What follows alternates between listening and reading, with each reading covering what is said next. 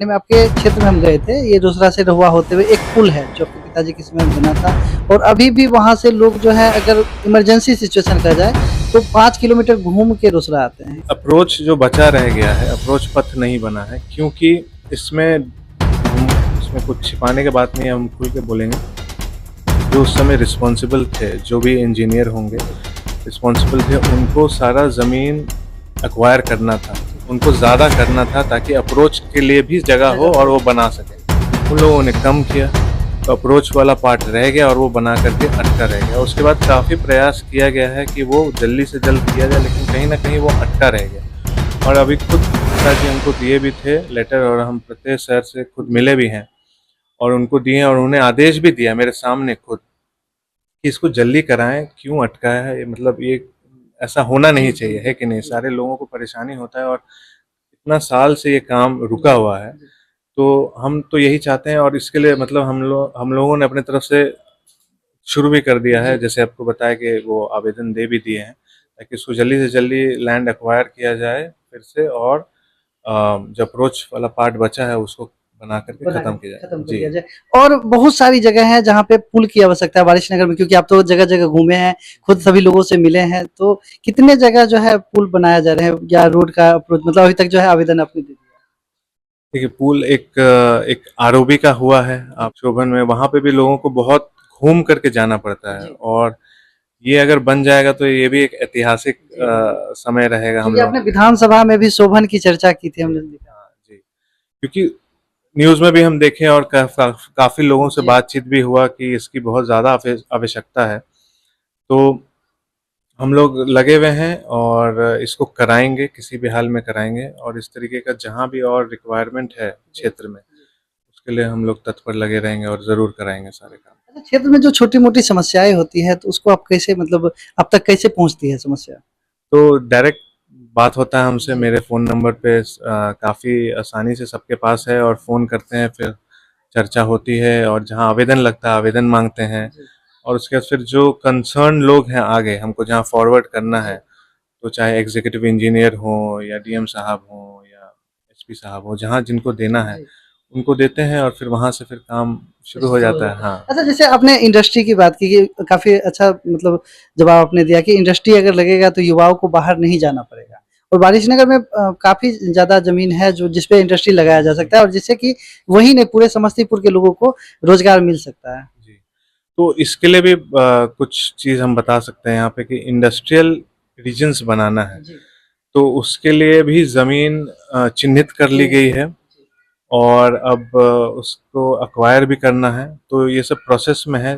मेरा डीएम साहब से भी बात हुआ था, प्रत्यय सर से भी बात हुआ था, चीफ सेक्रेटरी साहब से, और वो बहुत मतलब सभी लोग बहुत सपोर्टिव हैं, और वो भी जी। काफ़ी इम्प्रेस्ड रहते हैं कि मेरा जो एजुकेशनल बैकग्राउंड है उसको लेकर के, और हम लोग काम को लेकर के बहुत सीरियस हैं, हम लोगों को करना है, यंग हैं, और हम लोग का ये मतलब सपना है कि ये चीज़ हम लोग भी दूसरे राज्य की तरह विकसित हों। तो एकमात्र रास्ता है, मेरा ये मानना है कि हम लोग विकसित अगर बनना है तो साइंस टेक्नोलॉजी हो, उसके माध्यम से ही हो सकता है, इंडस्ट्रियलाइजेशन के माध्यम से हो सकता है। और एक बहुत अच्छे नॉलेजेबल व्यक्ति से मिले थे फ्लाइट में एक जगह, तो उन्होंने ये कहा, मेरे दिमाग में ये बात डाला कि आप लोकल रिसोर्स और लोकल टैलेंट को भी एनकरेज करिए। जैसे मधुबनी पेंटिंग है हमारे एरिया में, या मखाना का है, या फिर मेरे दिमाग में भी कुछ कुछ आइडियाज़ है, जैसे हम लोग बनाना, हमारे यहाँ केला का, हाँ केला का काफ़ी खेती होता है, बैम्बू का होता है, फिर उसके बाद कई अलग अलग जैसे अदरक का होता है, तो इन सब चीज़ में खैनी का होता है, इन सब चीज़ का वर्ल्ड में अलग अलग, जैसे लोकल लेवल पे तो हम ये सब बेच रहे हैं, लेकिन इनका, हाँ, और सिर्फ वही नहीं, जीआई टैगिंग नहीं, इसके साथ ही साथ हम लोग जो प्रोडक्ट्स, काफ़ी अलग अलग तरीके के प्रोडक्ट्स बना सकते हैं।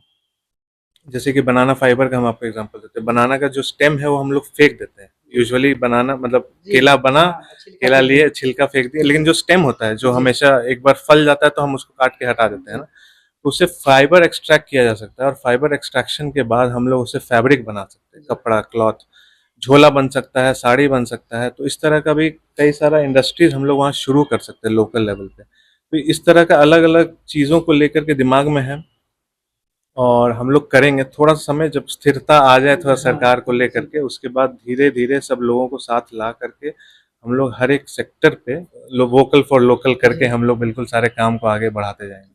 जैसा कि सर चर्चा चल रही थी कि नीतीश के निशांत निशांत जी की काफी ज्यादा चर्चा चल रही थी उस टीम में जो है आपका भी नाम आ रहा था, कोमल सिंह जी का भी नाम आ रहा था, बेगूसराय से जो चिड़िया विधानसभा के विधायक हैं वर्तमान में उनका भी नाम आ रहा था, तो ये फिर निशांत जी का एक बैक कैसे हो गया? देखिए निशांत भैया का अपना निर्णय है। वो थोड़ा समय लेना चाहते हैं और समय लेकर के लोगों के बीच में जाना चाहते हैं, लोगों से बातचीत करना चाहते हैं, मिलना चाहते हैं। और आप देखे होंगे कि कई समय से वो लगातार कार्यकर्ता, वरिष्ठ कार्यकर्ता, नेता सबसे मिल रहे थे, नेतागण सबसे मिल रहे थे और हम लोगों से भी मिल रहे थे। वो पहले तो पार्टी को अच्छे तरीके से समझ के, लोगों से मिल के, लोगों की समस्या को समझते हुए वो चाहते हैं कि एक बार उनके अंदर इस बात का विश्वास आ जाए कि वो तैयार हैं, फिर वो चाहते हैं कि उसके बाद वो सक्रिय राजनीति में तरीके से आना चाहते हैं। आना चाहते हैं। जैसे कि देखा जा रहा है कि आरजेडी में या कांग्रेस की बात कर ले तो कांग्रेस में सोनिया गांधी जी के बाद राहुल गांधी जी मतलब फ्रंट फुट पे आ गए, लालू यादव जी के बाद तेज प्रताप जी, तेजस्वी जी आ गए, तो फिर निशांत जी का आना चाहिए था या नहीं आना चाहिए था? जी बिल्कुल, इसमें मेरे तरफ से अगर हम कहें तो कोई दो मत नहीं है। वो माननीय मुख्यमंत्री श्री नीतीश कुमार जी के सुपुत्र हैं और अगर आप जब उनसे मिलेंगे तो आपको खुद ये चीज़ का भावना होगा। इतने सरल व्यक्ति हैं और इतने इतने साल से सत्ता में मतलब माननीय मुख्यमंत्री जी रहे हैं, नीतीश जी रहे हैं, उनके सुपुत्र हैं, फिर भी उनको सत्ता का कोई भी घमंड नाम का चीज़ नहीं, कभी भी नहीं रहा। बहुत ही सिंपल व्यक्ति हैं, बहुत ही प्यारे व्यक्ति हैं और बहुत ही रिस्पॉन्सिबिलिटी के साथ वो हर चीज़ को जान रहे हैं, सीख रहे हैं और वो चाहते हैं लोगों के लिए काम करना। हर समय वो यही सवाल पूछते रहते हैं कि क्या-क्या हमें और करना है। तो उनका आना हमारे लिए बहुत अच्छा रहेगा और वो एकमात्र ऐसे कोहेसिव फोर्स हैं जो सबको साथ लेकर के चल सकते हैं, मुख्यमंत्री जी के बाद। बिहार के पूर्व मुख्यमंत्री अब कहा जाए नीतीश कुमार जी, जिनके आदर्शों को लेके पूरा बिहार जो है अब जो है शोक, एक तरह से शोक भी व्यक्त है, क्योंकि 20 साल में उनके ऊपर एक भी दाग नहीं लगा। ये पहले मुख्यमंत्री हैं जो 20 साल में एक भी दाग नहीं लगा, और जहाँ आरजेडी की बात की जाए तो बहुत सारे चारा घोटाला, बहुत सारा घोटाले की बात की जाती है। तो नीतीश कुमार जी से आपका मतलब व्यक्तिगत तौर पे कितना बार मिलना हुआ और कैसे व्यक्तित्व है उनका? जी बहुत अच्छे व्यक्ति हैं और मेरा सौभाग्य रहा है कि उनसे कुछ बार, बहुत बार तो हम नहीं मिल पाए क्योंकि बहुत कम समय के लिए ये एक कॉमन टाइम रहा। हाँ, तो लेकिन जब भी मिले हैं बहुत प्यार से मिले और हमेशा काम की बात हुई। हमें ये करना है और सब कुछ काम करते रहना है, देखना है। और अब वो ये भी एनकरेज करते रहे हमेशा कि अब आप लोग को संभालना है, आप लोग को देखना है, आप लोग भविष्य हैं। तो बहुत अच्छा रहा और ये बोलते हुए भी कि वो पूर्व मुख्यमंत्री हैं, बोलते हुए बुरा लगता है, लेकिन अब ये सच्चाई है तो इसको लेके आगे बढ़ना। हाँ बिल्कुल अच्छा, स्वीकार। जैसे नीतीश कुमार जी एक विधायक दल की आखिरी बैठक जब किए थे उसमें आप शामिल थे? जी, सभी लोग को रहना था वहाँ पे, तो सारे वरिष्ठ नेता, विधायक, एमएलसी सभी लोग थे वहाँ पे। उसमें क्या-क्या चर्चाएँ हुई? मतलब बिहार के विकास को लेके जो जिस तरह से लोग उनको देखते हैं, तो वो आप लोग पे क्या मतलब कह रहे थे?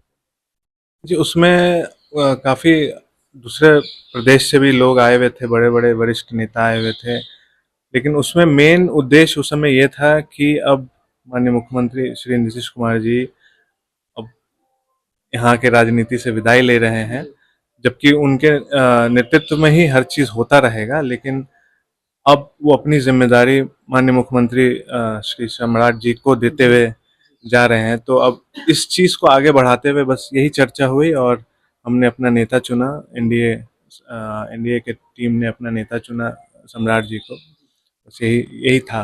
अच्छा, जैसे यूपी में जैसे योगी जी का मॉडल चल रहा है, सम्राट जी बीजेपी को पहली बार बिहार में मुख्यमंत्री मिला है, सम्राट चौधरी जी के द्वारा मतलब तरफ से, तो क्या यहाँ भी सम्राट मॉडल चलेगा या यूपी मॉडल चलेगा? क्या लगता नहीं, है? अब ये बिहार प्रदेश है तो यहाँ बिहार के हिसाब से, बिहार के लैंड के स्केप के हिसाब से और जो मुख्यमंत्री जी का जो नीतीश जी का प्रिंसिपल रहा है, प्रिंसिपल्स जो रहा है, उसी चीज़ पे, उसी रास्ते पे हम लोग आगे बढ़ाएंगे, आगे बढ़ते चलेंगे।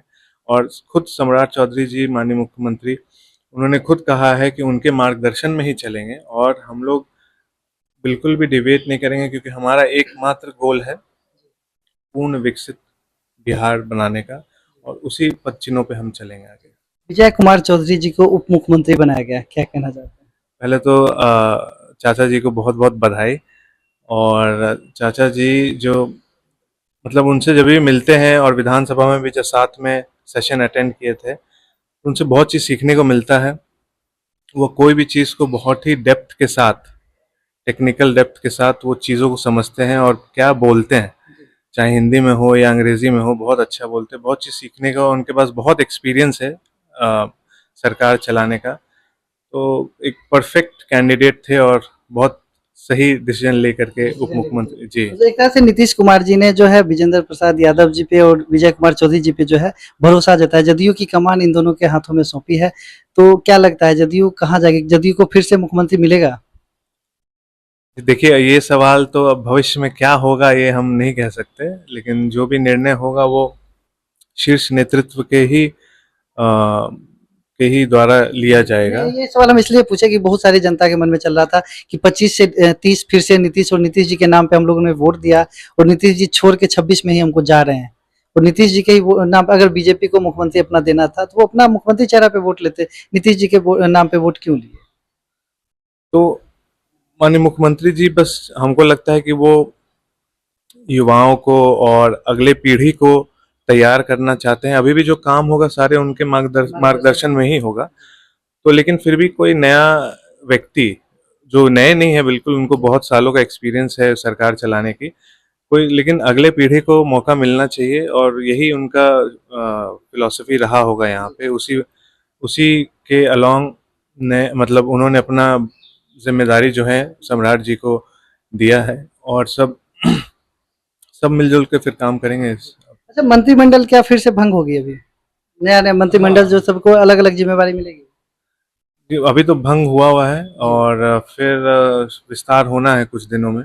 फिर से सभी लोग शपथ लेंगे, और आपका भी नाम आ रहा है? जी, मतलब न्यूज़ में देखे हैं ऐसे, हाँ। और बाकी तो फिर शीर्ष नेतृत्व के हाथ में है। जब वारिसनगर विधानसभा से जब आप चुनाव लड़े थे तो जनता के बीच कहा गया था कि विधायक जी जो हैं साइंटिस्ट हैं और युवा हैं, लोगों के बीच उम्मीद जगी कि युवा हैं, यहाँ आए हैं तो अलग नजरिए, अलग तरीके से जो काम करेंगे, क्योंकि 15 वर्ष जो है आपके पिताजी वहां से वर्तमान विधायक रहे, अब इस 5 वर्षीय टर्म में आप विधायक हैं। तो वारिसनगर में अभी तक आपने क्या क्या विकास किया? देखिए, अभी तो बहुत ही शॉर्ट पीरियड है, मतलब ज़्यादा समय, हाँ, उथल पुथल भी लगा रहा है। तो लेकिन इस समय में जो भी क्षेत्र की समस्या है उनसे अवगत हैं, और कई चीज़ों पे काम शुरू है, और कोई बड़ा काम अभी होना है। बहुत सारा चीज़ प्लान में है, और हमको मालूम है कि किस किस क्षेत्र में समस्या है और हम लोग को क्या करना है। बहुत हमने मतलब माननीय मुख्यमंत्री जी श्री नीतीश कुमार जी के नेतृत्व में बहुत काम हुआ है, उसमें कोई सवाल नहीं उठता है कहाँ था बिहार और कहाँ पहुँचा दिए। लेकिन इसके साथ ये भी सच्चाई है, हम हमेशा कहते हैं ये चीज़, कि हमें बहुत आगे जाना है, बहुत सारा काम बाकी है। और चाहे वो शिक्षा के क्षेत्र में हो, स्वास्थ्य के क्षेत्र में हो, और इंडस्ट्रियलाइजेशन हो, क्योंकि युवाओं को एक, हमको मालूम है युवाओं को क्या चाहिए। उनको यहीं पे शिक्षा होनी चाहिए और रोज़गार भी मिलना चाहिए। तो इन सारी बातों से हम अवगत हैं, और इस चीज़ के लिए हम प्रयास भी कर रहे हैं। कुछ दिन पहले आप देखे थे, शायद जानते होंगे, कि मेरा एक मशीन का, जिस टेक्नोलॉजी पे हम काम करते थे इंडियन इंस्टीट्यूट ऑफ साइंस में, तो उस टेक्नोलॉजी का लॉन्च भी था 13 मार्च को दिल्ली में। MeitY, ministry of electronics information technology की वो प्रोजेक्ट थी। हमने भारत का पहला लिथोग्राफी मशीन बनाया, जो सेमीकंडक्टर फील्ड में हमारा एक मतलब एक पहला कदम हो सकता है। अब हम लोग आत्मनिर्भर बनने के ओर बढ़ चुके हैं। और उस मीटिंग में या उस कॉन्फ्रेंस में ये भी डिसाइड हुआ कि जो भारत में 7 सेंटर है एडिटिव मैन्युफैक्चरिंग रिलेटेड, उसका 8वां सेंटर बिहार में शुरू हो। स्वयं प्रत्यय अमृत जी जो हमारे चीफ सेक्रेटरी साहब हैं, उन्होंने ये स्टेज पे बोला था, हमने रिक्वेस्ट किया था उन्हें आने के लिए, वो शामिल भी हुए। बहुत बहुत धन्यवाद उसके लिए उनको। और उनके सौजन्य से ये बात भी हुआ है 8वां सेंटर का। इसी तरीके से धीरे धीरे हम काम और टेक्नोलॉजी को बिहार में लाते चले जाएंगे। अभी शायद हो सकता पटना में आए, फिर धीरे धीरे हमारे समस्तीपुर, वारिसनगर में आएगा। तो इसके लिए तो हम हमेशा तत्पर है, और ये मेरा सपना है, तो हमको ये करना ही चाहिए जिस हाल में भी हो।